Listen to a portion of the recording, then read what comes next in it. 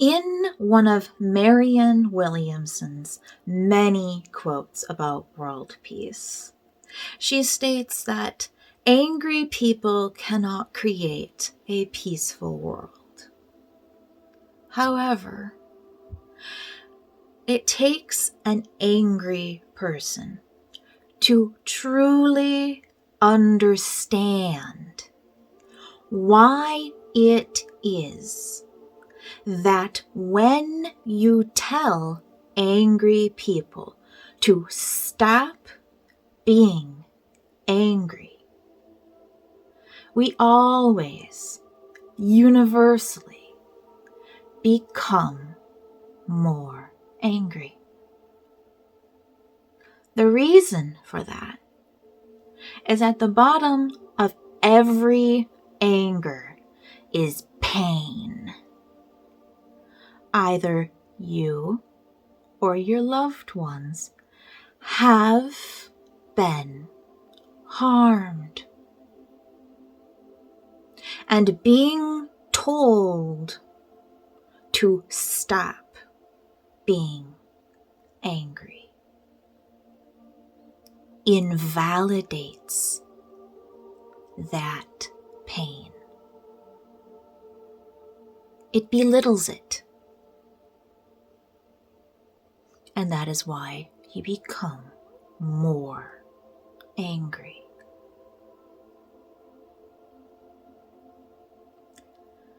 I am not asking you to stop being angry. I have created for you a new system so that you can always constructively seek justice, no matter how it is that you have been harmed. The foundation of this new system is providing the United Nations with a constitution. Tabula rasa is Latin for blank slate. The full intent of this is to give us a blank slate, a fresh start. By wiping the bureaucracy that is strangling us. This Constitution simplifies the rule of law to 4 words. Help all, harm none. Harm none is the Wicca version of the Golden Rule.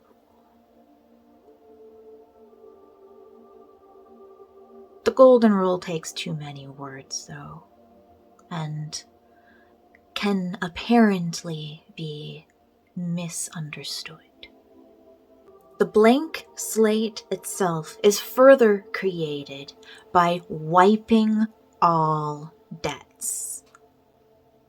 All national debt, all business debt, all civilian debt. Every dollar you owe to anyone is gone. But any dollar anyone owes you goes into your savings. Right now, every single person is struggling in some way because of our current system. And relieving us of our debts is the biggest action possible to alleviate that. This debt forgiveness will be made possible by creating a unified global bank. In order to convert our existing currencies into this system, The base value will be one loaf of bread being worth $1,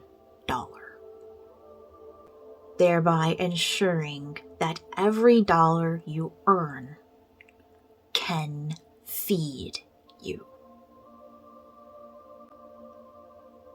If your country does somehow not have bread, we can replace this with an equivalent staple food.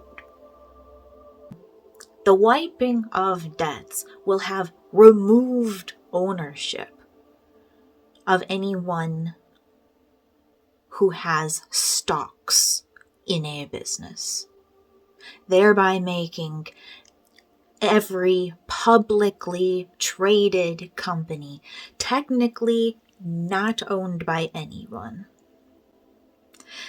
Therefore, we will use this to transfer ownership directly to the employees. The profit sharing that you get from an employee-owned business is significantly more motivating than any pizza party. The establishment of the World Bank will also allow us to remove the catch-22 that is actually the core of what divides us as citizens. Because governments do need money in order to function, and many very important aspects of our society heavily rely on them being able to do that. But when you take the money to do that from your people, you do cause harm to your people. So, the World Bank will give every government their own account with unlimited credit and rolling 10-year forgiveness. The forgiveness is mostly there so the number doesn't just keep getting bigger and make it look scary to you. But there is no actual repayment expected of this. The money simply needs to be there in order for the work to be done. The value of our society is not the money itself. It is the work that we as humans do that creates value, that improves our society. Money is simply a transactional piece, a symbol of that work. Right now, the only difference between a dollar bill and a handwritten IOU is that our government backs up the dollar with lots of guns. The dollar has not been backed on gold anywhere in the world since the 30s. There used to be an exchange for gold directly to $2 value up until the 70s, but that no longer exists either. Because gold isn't nearly as valuable as people treat it. It's a valuable conductor, but we really overinflate its actual worth. Every single citizen and any business they choose to create will also have their own account within the World Bank. Every existing bank is going to be merged into the World Bank. No people are losing their jobs. Your existing bank account is not going to simply disappear. But there will be new terms for lending. There will be no more credit checks. There will be no more down payments. Do you need a house? Here is your mortgage for your house. Do you want to start a business? Here is your loan to start a business. Is your business about to go under? Here's another loan to keep yourself afloat. The only reason your request for a loan is going to be denied is if what you intend to use that loan for would cause harm. However, the bank will work with you to create a solution to your need that creates less harm. For example, would the business that you want to create cause pollution? The bank will work with you to create a plan that reduces that pollution. That's a very different specialty for a bank, but they'll figure it out. Most importantly, though, every single person should be given quick and easy access to payment for food and shelter. This is too much to fit in the slide, but I do want this to include all digital transactions for food and shelter having the option to be directly paid to debt. That way, any homeless person can get a debit card and still buy food, buy shelter,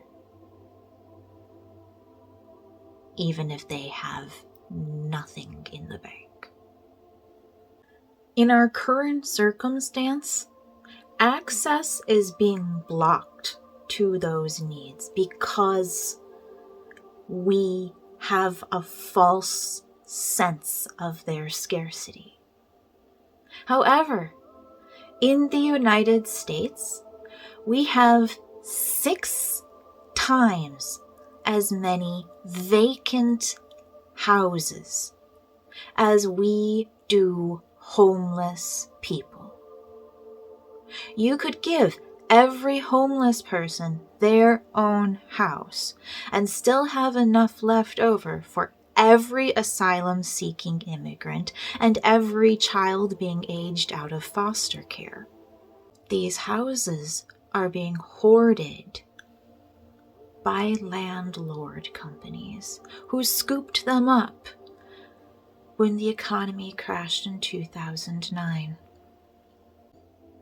Because Obama's biggest failure as a president was bailing out the banks, but not the people. The banks got the money from the mortgages the people couldn't pay. And all of the people lost their homes. And actual people couldn't buy the houses because they didn't have any money either. So the houses were bought by corporations who have hoarded them and intentionally let them rot. Because that artificial scarcity lets them charge outrageous rent. Food is also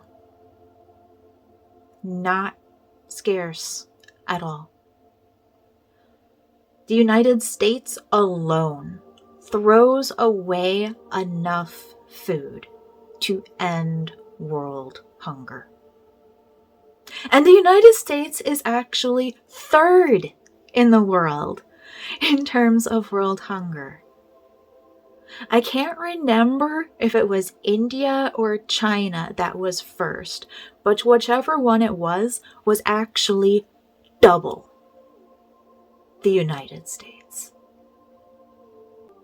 The food is there. We just aren't giving it to the poor people. We really, truly have reached a point of post-scarcity created by our industrialization. And we could achieve so much more with it. Because right now, the vast majority of our industrialization is actually used to produce weapons. Some of you may be familiar with Youth Pastor Ryan, who breaks down the major manufacturers of weapons within the United States. Like, he's shown a lot of the insidiousness. But I can give you another example of my own. You see, my actual degrees are in engineering, and I worked at a factory doing quality inspection for 7 years. And that company publicly fronted itself as being medical manufacturing. It was actually Green Seal certified. But behind the scenes, about 30% of our production was internal gun components. And I heard several of my coworkers voice that they felt betrayed by that. Right now, if you listen to the news, you hear often about people complaining that no one wants to work anymore. Well, take a close look at what you want them to be working at.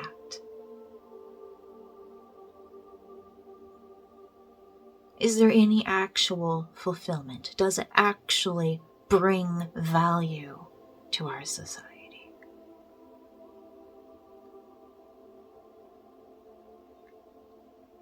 Because what you're dealing with is a generation who grew up wanting to be superheroes. And then you decided to put them into menial labor. And you thought they would be happy. Take the leashes off. Watch them run. These young'uns are amazing.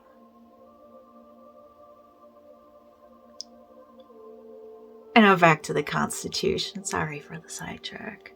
In order to resolve our problems going forward, the United Nations is going to be a growing, active place of ambassador mediation. Each issue that is brought forward will be addressed by 3 ambassadors from different countries that each have no stake at all in whatever matter is being discussed. When these matters are being discussed, all of the involved parties, as well as all 3 members of the tribunal, must be present. You can zoom in if you have to, but you have to be having the same conversation at the same time. If the mediator is going back and forth between individuals, nothing ever actually gets resolved. This process of mediation is going to provide a path to justice and constructive resolution on matters between different nations and when citizens need to confront their own governments. Right now, There really is no such path for citizens. And that lack is one of the biggest reasons why terrorism exists. Terrorism takes place from a place of grief and powerlessness. And that causes people to seek power through violence. Governments do, quite often, harm their citizens, and citizens need a path to address that. The role of the president is no longer a commander-in-chief. They are now our chief ambassador.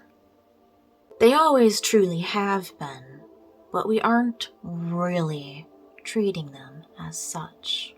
The president's other primary role is as manager of our government, to oversee projects of community collaboration that improve us as a society.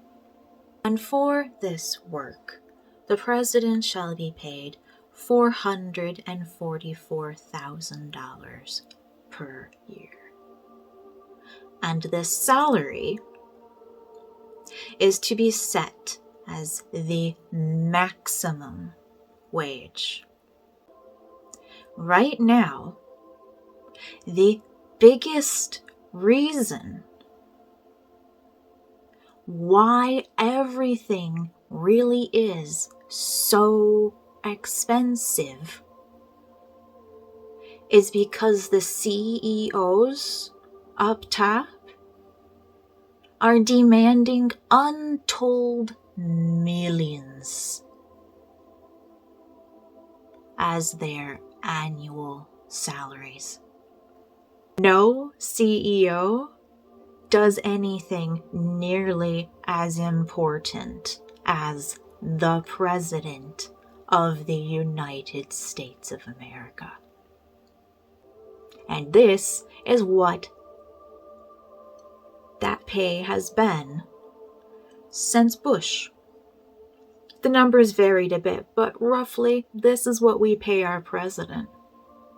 Take a look at Obama. Look at that stress aging on him. You do not get to claim as a CEO that you do more than this. Any existing CEO who's not willing to take this pay cut is perfectly welcome to step down and retire on their existing fortune. I guarantee every single corporation in the world has someone in their middle management who can do the job better and would be perfectly happy to do so for this salary. The way this Constitution simplifies the rule of law makes judicial decisions both easier and harder. No longer will lawyers have to memorize books of gibberish. You will, however, need a much more solid grasp of ethics. This is now a position of wisdom and empathy. Your decision is based on two questions.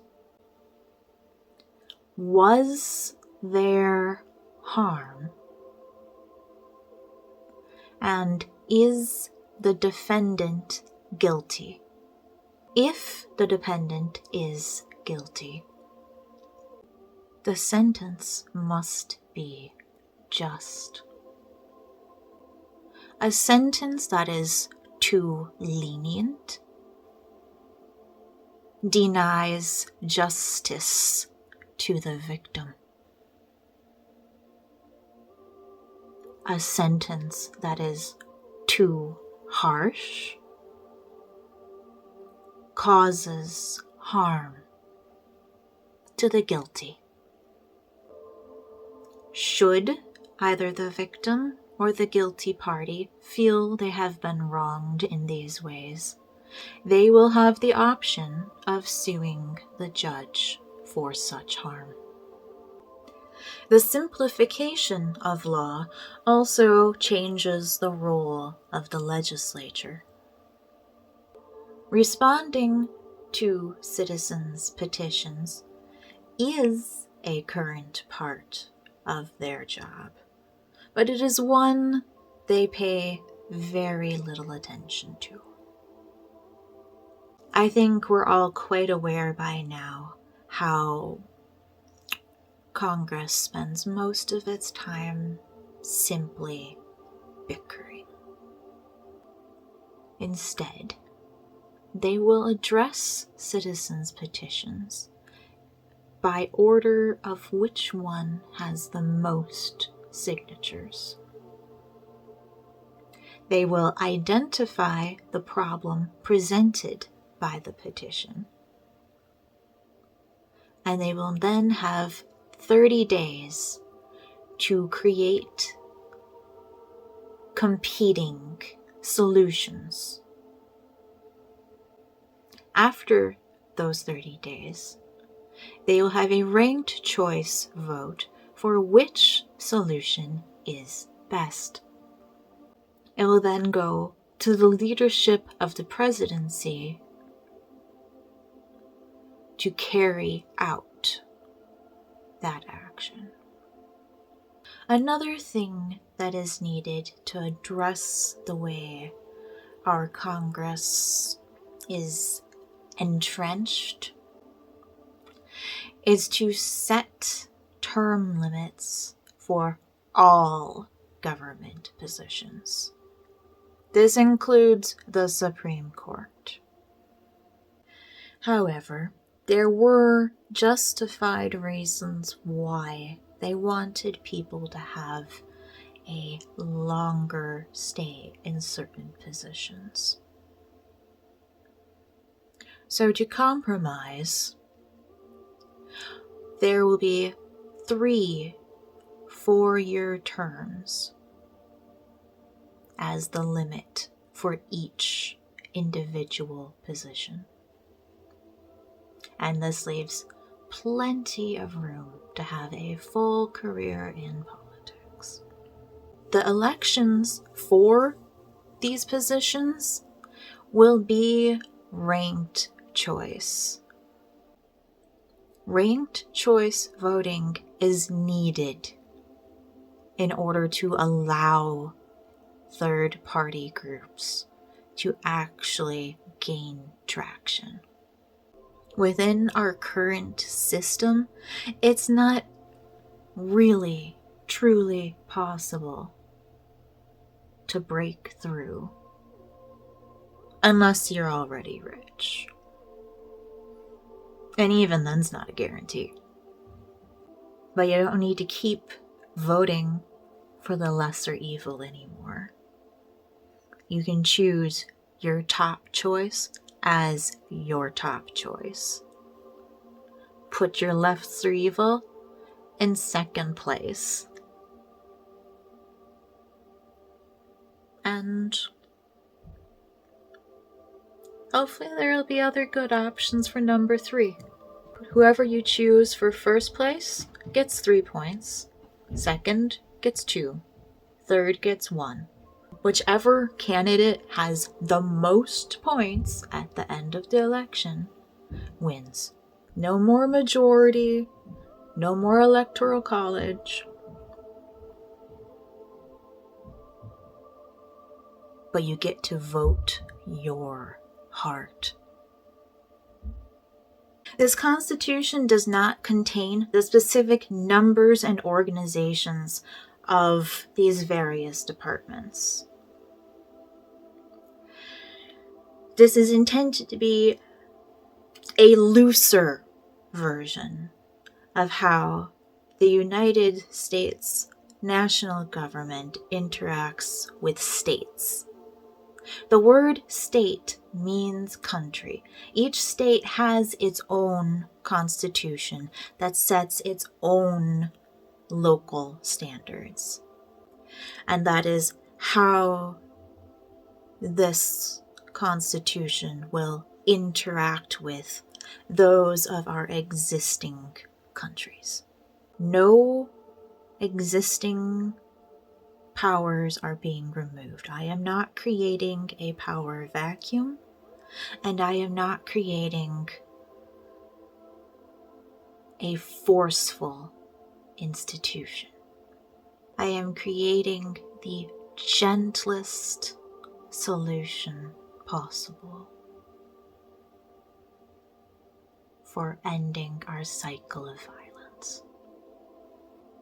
And I hope that you will carry it forward, and we will make this happen. On the topic of making this actually happen, I have been trying to plot out how to organize the perfect protest, which is particularly difficult because I am actually an introvert. I've moved to a small town where I no longer have really any of my interpersonal ties, and it would be very difficult for me to personally organize an in-person thing. But this isn't going to be just me anymore. This is now us. And each of you can carry this forward in your own best way. Even if all you can do is like and share and sign the petition, that's fine. I love you. That's great. But I did try to come up with a way for introverts to protest.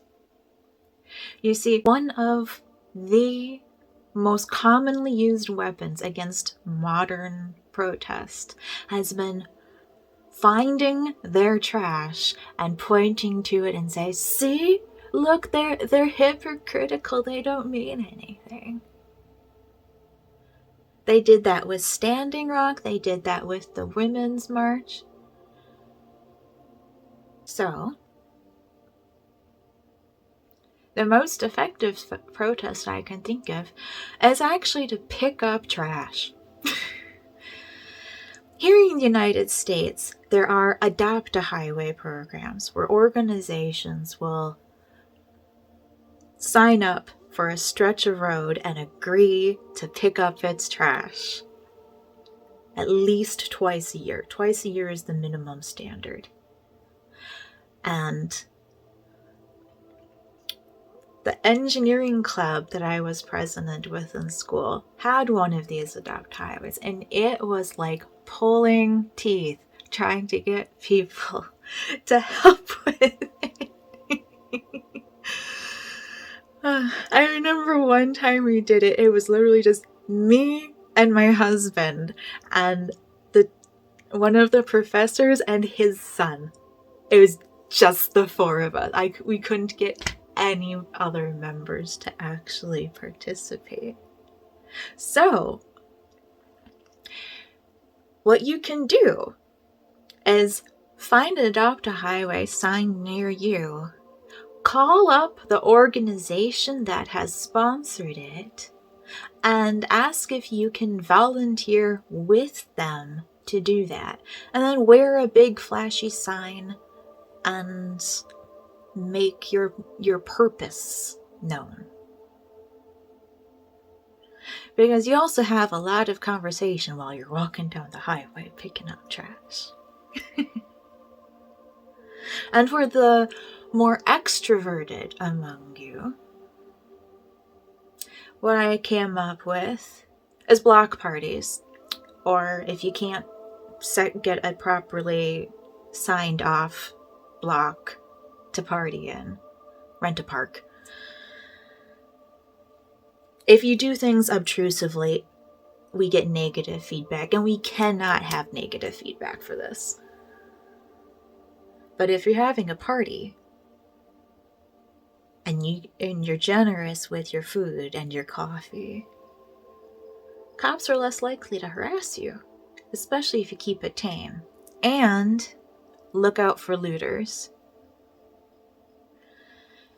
Because during the Black Lives Matter protests in Minneapolis, when that turned into rioting, the looters who started it were not part of the protest.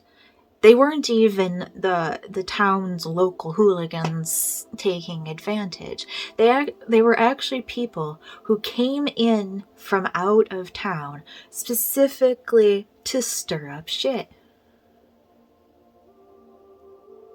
So, as we gather and protest for this, keep an eye out for the looters and the rioters, and stand up yourselves to shut them down, so that they don't give you a bad image, so they don't give us a bad image.